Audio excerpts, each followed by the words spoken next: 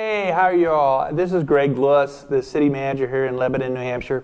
I want to welcome you to Lebanon in Depth, and today we're going to devote the entire show to a proposal that I am placing before the City Council and before the community of Lebanon as your city manager to look at a pilot. This is a pilot that's going to be something to help guide us financially and operationally over the next 3-year period. I guess the question is, what is a pilot? And I think the first thing about it is trying to figure the definitions. There's a number of definitions of a pilot. A pilot is generally thought of to be kind of a tentative model for future development. It's experimental or it's a trial undertaking prior to a full-scale use. It can be a preliminary or an experimental test or trial. It's a guide to lead others or conduct a journey, and it's usually a journey over a difficult course. And the reason that we need a guide is we have to lead ourselves and others, and we have to go through this journey. And for us in Lebanon, the journey is towards sustainability in the Lebanon Master Plan, which I've talked about on the show before. The Master Plan is a comprehensive plan to implement the community vision for the year 2030.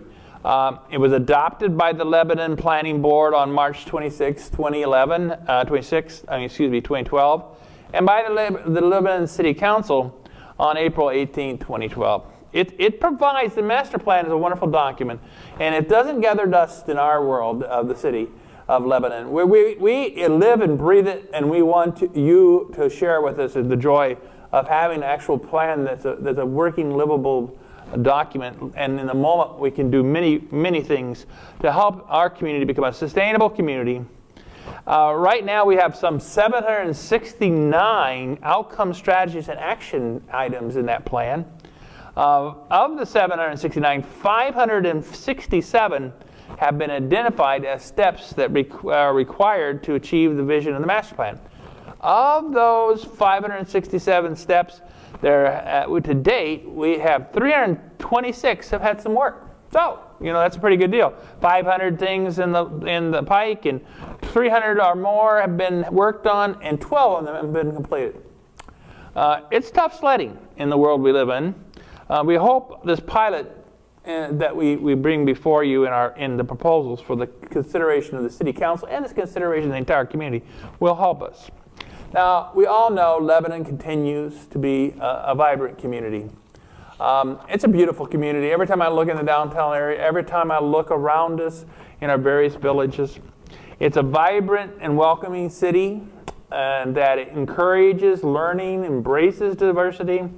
It's a mix of accessible housing, jobs, and educational opportunities that combine to create a livable city. What that does is that stimulates growth and engenders innovation. What we have is kind of convergent, established neighborhoods, which we are now calling villages. And what the purpose of the villages is to provide comfort, to give comfort and to give safety while you're at home. And that we want to offer to the villages the connectedness of a community we all, I think, wish we could achieve. A place where we celebrate the cultural and recreational activities available to us. And we are a very strong resource in the state. And we have city people enjoying living here, and we have people enjoy coming here and visiting. And the nature of Lebanon should be shaped through this master plan process with the engagement of you all in the community. And we should do it thoughtfully and responsible leadership. We need to work in partnership with the residents and businesses. We've got to coordinate everything we do so we can have a sustainable vision for our region.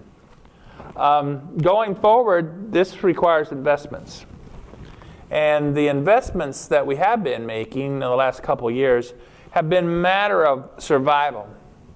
We've had these 2 survival years in 2012 and 2013. Those years, we're just trying to get a handle on things, trying to do the assessments, the due diligence that was required. And we had to reduce some of our positions in the organization, trying to provide a footprint that's a little more workable. We're looking at different ways of doing business. And now we come out of the 2-year survival program with a program in the pilot that it calls for investment. And the investment is basically looking forward. And looking forward, there are 3 things in the pilot. The first thing is really the legal thing of adopting the investment for 2014. The other 2 are what projected investments for 2015 and 16. So this is the first time in the history of the Lebanon budgeting process that we take a look at a 3-year cycle, which is the 3-year pilot, and not just a 1 year. In this day and age, we just can't live year to year. We have to think broader, think forward. And going and looking at that, and you look at the kind of the rub in terms of what the investment costs might be, and what we've found in terms of making investments versus survival, the investment that is called upon is a pattern of a 3.5 increase in the municipal tax rate. This 3.5 is showing initially in the legal document that's being considered here, and we'll have public hearings on it, having budget meetings on it in the month of November. The one down the road is the projected one. If things kind of stay in the present course, it's probably, again, 3.5, 3.5. And we expect that there'll be scrutiny with regard to that kind of thing in terms of that amount of money. But really you can't be a sustainable community without investing. I mean, you have to invest in things, and you have to invest, and the things that we invest in a city are invest in the people. We invest in the people that work for the city. We invest in the people who the city serves. So all the way around, it's a big people equation. We also need to invest in the places that we operate in and do, whether it's the city or in villages where the neighborhoods are operating. We also have to look at investing in the tools we have, because the tools are rapidly changing, because tools are essentially technology now. And technology is a pretty good buy, in terms of all the investments we can and the resources it takes, is that technology is probably the best buy of all right now. And finally, we need to invest in the infrastructure. Our city has experienced a kind of end-of-life cycle of the infrastructure in the city. And of course, I think it's obvious to everyone. When you have you build infrastructure 30 to 50 years in the past, and you bring it to date currently, that infrastructure has kind of worked its natural life cycle out. At that point, we have to, and if there isn't a study program that addresses that issue as you go along, when you reach that point of end of life cycle, that's when it clicks in. The CSO, which is the separation of water and sewer project, has been probably the big investment. It is according to an EPA consent order. Now that's something where the city, we had agreement with regard to the order and negotiated in terms of trying to achieve compliance. Now that's a regulatory issue and a regulatory cost incurred by the city. But that takes a big hefty chunk out of what the resources of the city have to offer. And so we have these other parts of the city where the infrastructure is also run out its life cycle, and they have to be dealt with. And so we're trying to triage that. We'd like to stay on schedule in the infrastructure with the CSOs, and we will, and right now we are, and that would mean by the end of the decade, we would be completing that. The last project is 2018. Now once we finish that piece, then we'll have more things under our control and less of the regulatory imposition of the CSO program. And we'll have to continue to triage what investments we make in what infrastructure. The total investments that are called for, and just looking at the 2014 actual, I'll round it off to $6 million, an increase in terms of what the investment is asked of the community in the city.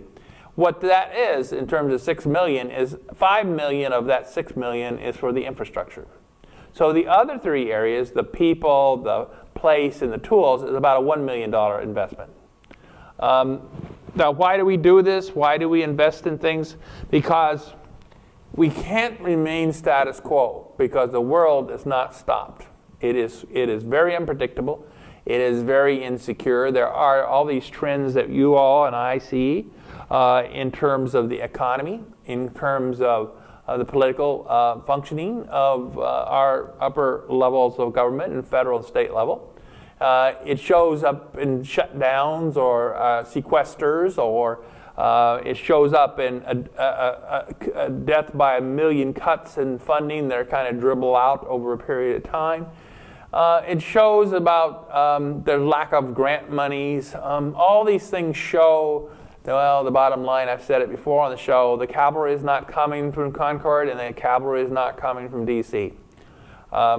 We need to circle the wagons that we have here, pull together as a community and not pull apart, and we need to support the investments. Now, what we're going to do as an organization in support of those investments is that we're going to take the entire community into the question of what is the outcome of sustainability. Every individual, every neighborhood, every village, and every stakeholder must work together to devise a collaborative way to generate revenues in support of the project. There are the two sources of revenues in around here are the public, which really boils down to almost a sole source property tax system. Now, that sole source property tax system probably was a system that was adequate during the agrarian economies during agricultural-based economies, during more dispersed economies in a rural nature. But when you have an urban economy and then you have a mixed-use urban economy, and you start watching the economy sprawl about over the history, what that creates is costs, and we've been doing studies, but it seems my common sense judgment is that it was thought, the theory was you raise the value of the property through all the investments in the developments, and that therefore that will spread the taxes that have to be met because of what the budget is, and they'll spread it, and that'll keep everyone's taxes down. Well, that just doesn't ring true, because the many costs that are incurred by the local jurisdictions are far rising by people and persons and companies coming in and out of the community on a regular basis. We have an influx of 35,000 to 40,000 people per day, on a 13,000 to 15,000 community. We have very high economic activity. We are very lucky in one way, but it's kind of a two-edged sword. The costs of public safety, the costs of public works, all are rising. They rise faster than what a property tax system produces. So we've got to try to figure out the private side of the equation, how the privates, in a real civic sense, not in a coercive or mandatory sense, but in a real civic sense, can come together and find ways of meeting the public outcomes that we want in our community, and participate in that with us in the public side, in a public-private partnering to see what we could do about covering the costs of the outcomes that we need to produce in order to have a successful, sustainable community. In the issue, and I can't say it more clearly, the economy is unsteady as the national and global political and economic winds has changed to and from the shutoffs to the default. Although the state of unemployment around here is kind of hanging pretty good in some perspectives, with the area of Lebanon being at 3.1% in terms of unemployment. So you could say that Lebanon is doing a pretty fair job, but it's providing a lot of demand on the services that we have, and that there is still need for other jobs. And one of the problems is affordable housing, and trying to have affordable housing. Transportation system is probably the biggest challenge we have. Now, the city is, in terms of this pilot, we're taking through what was formerly kind of a regular budgetary process that's required by statutory law. And what we're really trying to do is transform it, move to a culture that is outcome-based. the public, we as a community come together. We come together and we don't pull apart. And we designate as a group, as our culture, as our communities in our various villages, that we think it is in the best interest of all concerned to make an investment to produce outcomes that are beneficial and necessary for our quality of life and our day-to-day living, and to meet our basic needs so that we can be a sustainable community. And to do this, we have to have community engagement. You probably have noticed community engagement ideas and practices that have been evolving and intensifying during the last year and a half. We want to be as engaged in the community as we can. And the investments will include what we have been doing with the community conversations. Many of you have been attending.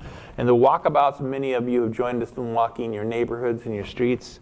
You'll be shown in the Citizen Academy where 27 of you joined us to participate in the Citizen Academy. We'll look at having conversations, and it's all going to be about how we're going to work better together, engage the community together, how we're going to have good stewardship, good physical stewardship. How can we plan this? How can we have excellent planning? And then economic vitality. We have to preserve. There's really great economic vitality in here. We have some good nonprofit institutions and some for-profit institutions, just a world class. And we need to have that protected, and we need to see how we can support that together. And from the private sector, we need to understand how they think we best could help them and be supportive of them. For our entire community, we need to have sufficiency and resiliency. Sufficiency means I have enough to meet my basic needs, whatever they are in our community. But so resilience and resiliency means that I have to be able to meet that today, be sufficient today, but I got to meet it tomorrow, and I got to meet it the day after tomorrow. And many of us have seen this already, the difficulty of trying to meet the following days. Those who experienced directly the storm imposition, which was really, I just felt so badly about it, of a microburst coming down on a particular road, or Slayton Hill Road, and then down below to Dulac and Tannery, and then in various other places in our city. But this is the future we got. So we just have to face it up and say this is the future we have, and we've got to invest in it, just as our forefathers and foremothers brought us together and said, we're going to face the future together, and we're going to figure this out. We must have, that physical stewardship. We want to keep streamlining our administration. We must do this by keeping our workforce limited. So we're not trying to expand a great workforce, but we are going to reconfigure our workforce, existing workforce, keeping the same number of positions, but we'll be working on a regular basis in trying to evaluate, making sure we have the right structures, the right positions, the right way of delivering customer services. Our deal is about being flexible, being friendly, being fast, and being focused on customer needs. We're migrating to that. We're working on that, but we're not perfect by any means, and maybe we'll never be perfect, but we need to move toward those types of goals.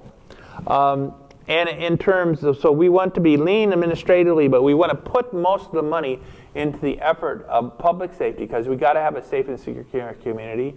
We got to put it in our public works, which is the infrastructure and the sense of place we have.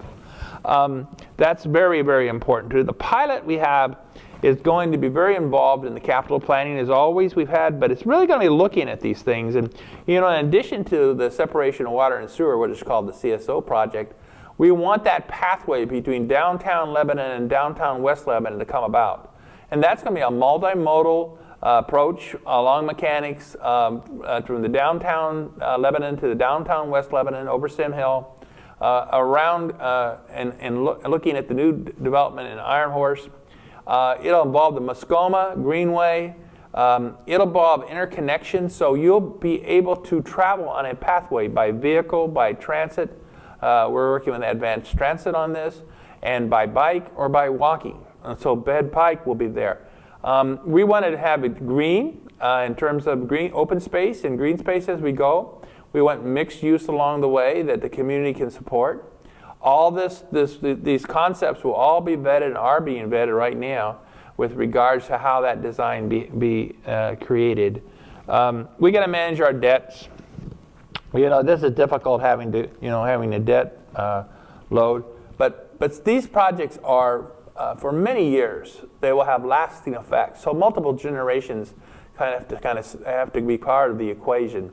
So in order to tackle this large of a picture, it has to be stretched over a period of time and can't solely be placed in one particular window of time. And so that's where it comes into bonding. At the same time, we want to manage our capital reserves, always being lean and always looking to see if we can use capital reserves.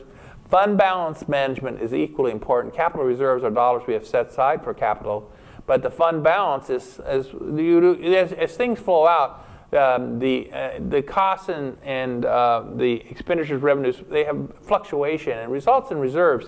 And the City Council has set some really good standards for preserving the bottom line. Is a rainy day fund. It's a fund that would help cash flow us in an emergency, would help take care of emergency circumstances. And then that which is over, we will allocate so that it's put to good use to try to hold the property tax rate at a level piece. We don't want to spike the property tax level. Excellent planning is everything we're going to be about. We want it to be desirable for residents and for all businesses and all stakeholders that live and work in Lebanon and are trying their best to make Lebanon the best place ever. Equilibrium is really what I like to talk about in messaging, is that we want an equilibrium. That doesn't mean an equality, but there's so much diversity in town. I have my arrow pictures. We got many arrows in many directions. And what we really want to do with that is we want those arrows to be very robust and continue. We want that diversity is highly important. The entrepreneurial spirit. We want the sense of protection and living in our current environment and the cultural and recreational uplifting that brings our lives to a higher level. But we want that all to kind of happen in bringing arrows together so that the resources that we have in the public kind of sole-based property tax system and the private, which is many different types of pots, to pull together and try to move forward to shared effort with regard to people, with regard to the places we have, with regard to the tools we have, and with regard to our infrastructure.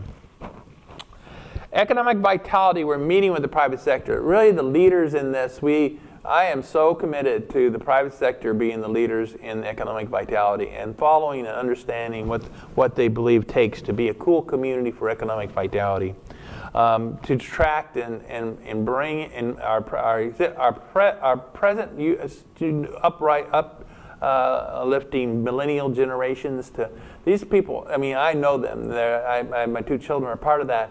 And they're just bright and talented, and we need to keep them in our community, and we need to have them with us so they can join us. We have some of us who are more mature and have been around quite a few years. We need your help, and so we want that to be an important part of the equation.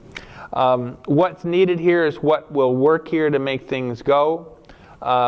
We want to have entrepreneurial thinking. We know that the private enterprise has a lot to give us in terms of understanding how to be mission driven. There's so much business planning acumen and wisdom here. We want to have that. Plus our local entities are really, they're thinking globally and they're doing globally. And we want to know how they work national and global perspectives and how they see we might fit in. They also have a great deal of technology expertise, and they have and the financial resources that might be available from them to move toward meet some of these outcomes, because the outcomes if met would be good for everyone. As we go through, and in the last few minutes I have today, public safety is a great big thing for us. We can't do any better than to be safe and secure in our community. And this pilot invests in the police and the fire protection. We're going to encourage everything in terms of grant writing and fundraising and trying to develop and support our emergency response and recovery plans. Because of all this uncertain weather, there's climate change, but then it manifests itself in extreme weather conditions, the climate change that's going on. And so we have to have a recovery plan that will deal with man-made and natural disasters that might come our way. We've experienced a tropical storm, we've experienced microbursts, These are phenomena that will return, and we would need to have everybody have a plan. We want to have everybody in our community have a plan. If you're an individual, family, if you're a business, if you're a village, let's have plans. And we're going to have one overlaying community plan for response and recovery to whether it's man-made or whether it's natural disasters caused by all this uncertainty in events. The thing I end with the show today with is the helicopter flyover. Of course, in Vietnam, I happen to, being in the 1st Air Cavalry in the Veterans Day coming up, it brings my memory back to hanging my feet over the edge of a helicopter flying low. And when you're in those helicopters, it's amazing what you can see. But let's imagine taking a helicopter ride in 2016 at the end of the pilot. I mean, what we would see at the end of the pilot, we'd see a Citizen Academy with about 9 alumni. We'd have a digital-based city hall. We'd hope to have a community foundation where we bring privates together to help provide funding for the community as well as control and be trustees for the funding itself. We'll have a Comcast franchise agreement for the community. Everything will be about teams. We'll have succession planning in all our cities. We'll have completed the Muskoma Greenway. We'll have a streetscape planning, and we'll have a Sam Hill Community Center. We'll reduce our energy consumption. We'll continue to process our zoning amendments. Many of our projects, Alteria Project, River Park, Iron Horse, all will be moving through their design and construction stages. What we want to do is that we want sufficiency and resilience everywhere for every individual family, neighborhood, or the city. We're going to have a better general assistance benefit program. We're going to help any eligible applicant. We're going to help them based on their needs and the resources available. We're going to have citywide, neighborhood, village-based emergency response. We're going to have a lot of good planning for water and wastewater, and our emergency management is going to have a great recovery plan. Now, if I took my last thing was I got up and I went out to 2030. I took my helicopter ride, probably on a lot faster helicopter. And what we'd have there is we'd have Lebanon be the city of fountains. Can you imagine all the beautiful fountains we have and how beautiful they could be if they were further developed? The 120 corridor is going to be fully aligned. It's going to be moving. Heck, we're going to have a tram bus lane. We're going to have a wildlife corridor. The 12A route is going to be walkable, bikeable, shuttle-driven. We're going to have some roundabouts here and there, maybe even one at exit 19. There'll be pocket parts everywhere. We're going to remediate the site at the Westboro Yard, and it's going to be the center of downtown West Lebanon, a beautiful recreational area. Scenic corridor will be overlaid and will be serviced by very high-speed digital telecommunications. We'll look at all our facilities. Now that's my helicopter ride, just Greg Lewis. I think each one of us have to look at what your helicopter ride would be. If you could think ahead like this and think in 2016, if we could make some investments, how could we better our community? How could we better those things for ourselves and our neighbors? Look out at 2030. Let's complete the master plan and see what you think that city should look at in the helicopter ride that you take. Everyone's helicopter ride will be different. It'll have some variations, but we need to build consensus to live with a collective vision of what it would be like to overview our city in future flyovers, and so that it would be indeed a sustainable community. We hope you pay special attention on our website to the idea of our pilot. It'll be discussed in November and into December. It's an unusual thing. It's not a usual way of doing business, but these are not usual times. So therefore we have to do things that kind of challenge us to think higher and better and see if we can stretch and see if we can meet the challenge of a sustainable community that is both sufficient to all and that we're resolute and that we have fanatical discipline to be always resilient, to protect ourselves, our families, our children, our neighborhoods, and our city. Thank you.